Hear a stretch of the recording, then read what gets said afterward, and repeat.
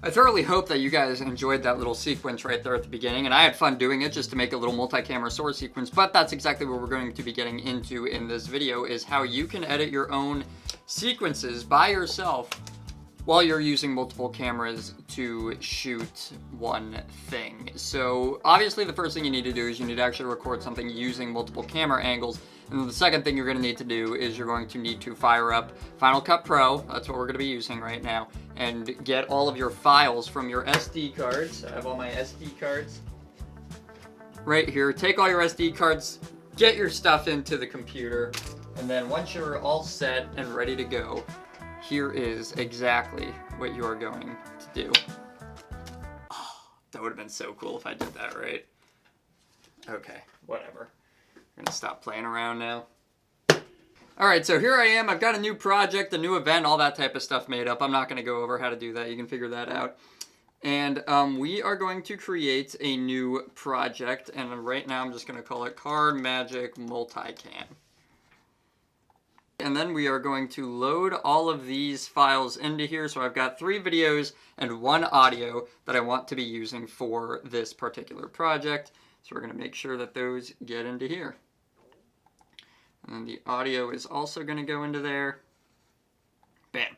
So you can see here I've got my audio that I use. I used an audio recorder to record that sequence at the beginning to really capture that audio of the cards and stuff like that. And I've got these 3 different angles that I was using. So what I'm going to do here is I'm just going to click on the audio. I'm going to hold down Shift, and I'm going to click on the last video. So I'm selecting all of those effectively is what I'm doing. And I'm going to right click and click New Multicam Clip. Now, something that's really important to note while you're recording your multi-camera sequence is that you want to make sure you have audio coming from all of your cameras, because the software is going to use the audio in order to sync up all of these shots and make sure that nothing is all out of whack while you're doing it.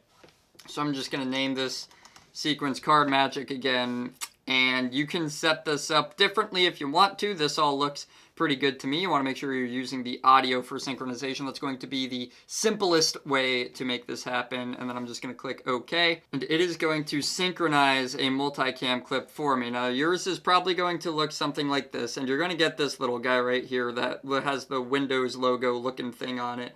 I'm just going to drag that on down here. And now this doesn't look like we have much right now, but that's what you were accidentally seeing before, is that if you come up here to View, and you click on angles, it's going to show you all of the different camera angles that you have. Let me make this a little bit easier to look at. And it's going to assign camera angles to each one. So really you've got 1, 2, 3, and 4 is the way that you would have this. And then you've got these little things up here. So what these mean is that if you have this one selected, that's going to, every time you change to a different camera, it's also going to change to the audio from that camera as you're moving throughout. If you use just this one, it's only going to change the video and keep using the same audio. And the same thing with the audio one here, it's only going to change the audio, but it's going to keep using the same video. In most cases, you're going to want to use this guy right here. You're going to want to make sure that you're starting on number 1 here, but then you're only switching from video from there on out. So that's exactly what I would do. And I'm going to play through this and see what we've got going on. You're going to see all the cameras kind of pop on and do stuff like that as you're getting that, because obviously in real life, a lot of times you're not going to be able to somehow turn all 3 cameras on at the same time.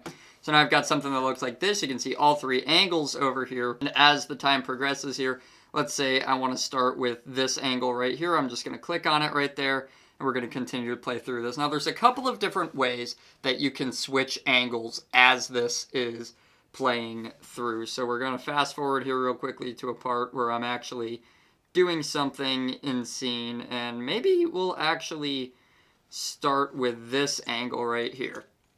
And now all I have to do is I can click on these as I want to switch the angles. Let's say I want to switch to the top angle, I do that. Let's say I want to switch to the front angle, I just click on it. And what that's going to do is it's going to create cuts down here on the timeline, and it's going to just switch the angles for you. So all you have to do is watch through it and pick exactly when you want the camera to switch, what camera you want it to switch to, and bam, you're done. Another thing that you can do is, like I said before, these are assigned to the 1, 2, 3, and 4 keys just like that. So you can actually put your fingers on your numeric keypad, 1, 2, 3, and 4, and switch just by pressing on the keys. So if I wanted to switch to this camera angle, I'd press 2, This one would be 3, this one would be 4. And this is exactly how I edit podcasts, especially, and things like that I do that have multiple cameras set up. I sit here with my left hand on the keys, I switch as I watch through, and then I'm done.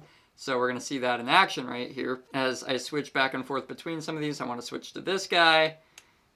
That's the guy that I'm already on. I want to switch to this guy.